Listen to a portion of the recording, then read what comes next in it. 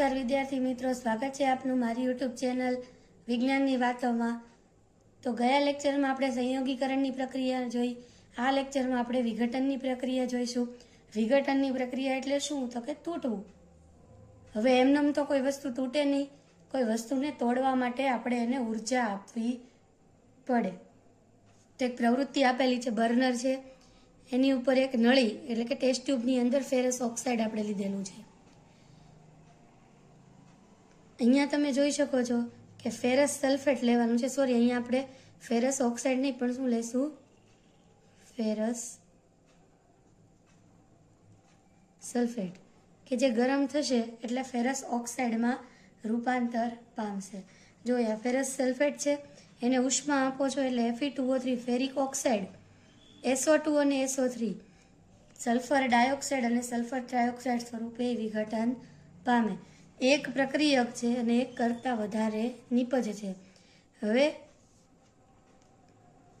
Ferrous sulphate છે, લીલો છે, ગરમ કરશો એટલે આ લીલો રંગ છે એનું રંગ પરિવર્તન તમને જોવા મળશે। સાથે સાથે તમને એની અંદરથી વાસ આવતી હોય એવો પણ અનુભવ થશે। કોના કારણે? સલ્ફર ડાયોક્સાઇડ, સલ્ફર ટ્રાયોક્સાઇડના કારણે, કે જે લાક્ષણિક વાસ ધરાવે છે। તો વિઘટનની પ્રક્રિયાના ઉદાહરણ શું થશે? તો કે ઉષ્મા, પ્રકાશ અથવા તો વિદ્યુતની મદદથી એક પ્રક્રિયક તૂટી બે કે તેથી વધારે નિપજ બનાવે તેવી પ્રક્રિયાને આપણે વિઘટનની પ્રક્રિયા કહીએ। ઉર્જા છે એ તમે કોઈ પણ સ્વરૂપે આપી શકો। અન્ય ઉદાહરણમાં જોઈએ તો CaCO3 ચૂનાનો પથ્થર, ઉષ્મા આપો એટલે કળી ચૂનો કેલ્શિયમ ઓક્સાઇડ અને કાર્બન ડાયોક્સાઇડમાં રૂપાંતર પામે। ઉપયોગ શું છે? સિમેન્ટની બનાવટમાં આનો ઉપયોગ છે એ થતો।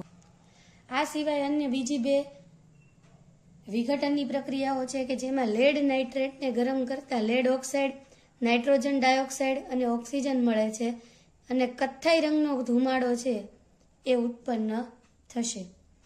અહીંયા પણ તમે જોઈ શકો છો એક પ્રક્રિયક છે અને બે થી વધારે નિપજ છે। ત્રીજી પ્રક્રિયા આપેલી છે આપણે સિલ્વર ક્લોરાઇડ, AgCl, સિલ્વર એટલે Ag, ક્લોરાઇડ એટલે Cl, AgCl। AgCl ને જ્યારે તમે સૂર્યપ્રકાશ આપશો ત્યારે એ સિલ્વર અને ક્લોરાઇડ આ બંનેમાં વિભાજિત થાય। સેમ એવી રીતે સિલ્વર બ્રોમાઇડ, Br, આને તમે સૂર્યપ્રકાશ આપશો એટલે સિલ્વર અને બ્રોમાઇડ આ બે સંયોજનોમાં વિભાજિત થશે। આ પ્રક્રિયા પણ વિઘટનની પ્રક્રિયા છે। ફરક શું છે? તો કે અહીંયા ઉષ્મા નથી આપી, એટલે કે આપણને એને ઉષ્મા આપી, અહીંયા સુધી શું કરતા હતા? આપણે એને ગરમ કરતા હતા। હવે એને ઉષ્મા કેવી રીતે આપીએ? આપણે સૂર્યપ્રકાશની મદદથી। અહીંયા આપણે એને શું આપીએ છીએ? સૂર્યનો પ્રકાશ। ઉપયોગો ક્યાં થાય છે? તો કે શ્યામ અને શ્વેત ફોટોગ્રાફી, અત્યારે તો નથી આવતી, પહેલાના જમાનામાં જે બ્લેક એન્ડ વ્હાઇટ ફોટોગ્રાફી થતી હતી એની અંદર આની ઉપયોગ છે એ થતો હતો। તો આ હતી વિઘટનની પ્રક્રિયા। મળીએ નેક્સ્ટ વિડીયોમાં ઉષ્માક્ષેપક અને ઉષ્મા શોષક પ્રક્રિયાના તફાવત સાથે। ત્યાં સુધી આવજો।